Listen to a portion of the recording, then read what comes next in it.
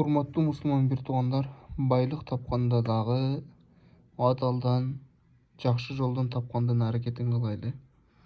Себеби хадистин негизинде келет: "Ман иктасаба малан мин ма'самин фавасала бихи рахиман, ау тасаддаqa бихи ва анфақаху фи сабилиллахи джуми'a залика джам'ан, фақудифа бихи фи джаханнам." Күнөө жолу менен байлык тауып, аны сооп катары садака берсе, же Аллах жолунда сарптаса, же ал аркылуу туугандык мамиле курса, анда мунун баары жыйналат да аны менен бирге тозокко ыргытылат деди.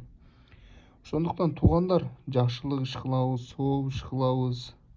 Бирок ошол учурда биз байлыкты, акчаны адалдан таптыкпы, арамдан таптыкпы, ошонун ишине көңүл бурайлы жана адалдан табайлы.